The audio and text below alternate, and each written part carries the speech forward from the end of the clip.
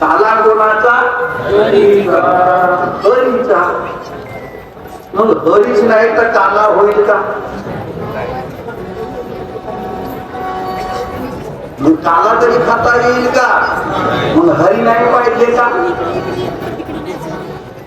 हरी पाहिजे. आता या हरीला बोलावं कोण? त्या हरीला आणेल कोण? कोण आणून देईल? ज्याला माहित आहे तो आणून देईल. ज्याला माहित आहे तो सांगेल. कोणी सांगतील? एवढा स्वस्त आहे हरी. हे तुम्हा आम्हाला सोपा झाला म्हणून. तुम्हा आम्हाला सोपा झाला नाही तर हा हरी नव्हे, हरी सापडणारा नव्हे. आई मोतीराम बाबा भेटले. ऐका तुम्हाला त्या हरीच्या पदावर नेऊन ठेवला. कोण? हरी. हा हरी कोण आहे? तर या शरीराला हरण करणारा, या देहाला हरण करणारा आहे, दुःखाला हरण करणारा आहे, मन बुद्धीला हरण करणारा आहे, घरादाराला हरण करणारा, सर्वाला हरण करणारा, दुःखाला हरण करणारा. म्हणून त्याचा नाम ठेवण्यात आला हरी. हरी. तर या हरीचा काला आहे. या ठिकाणी काला आहे, हरीचा काला.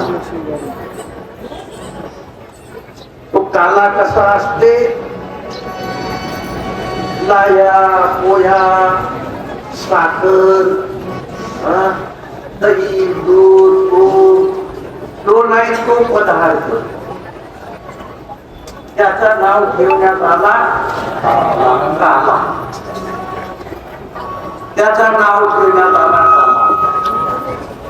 याचा अर्थ असा आहे का जो सर्व देहामध्ये लपलेला आहे असा एकही देह नाही की त्याच्याशिवाय तो देह जिवंत नाही. तो हरी आहे म्हणून तो जिवंत आहे. हरी आहे म्हणून जिवंत आहे. मुलगी असेल तिच्यातही आहे, पक्षी असेल तिच्यातच आहे, मुंगी असेल तिच्यातही आहे, भरती असेल त्याच्यातही आहे. सर्व जीव जंतूमध्ये त्याची व्याप्ती आहे. तो भरलेला आहे सर्व जीव जंतूमध्ये. म्हणून त्याला साधू संत महात्म्यांनी काला म्हणून नाव ठेवून दिला. काला. अपार रंग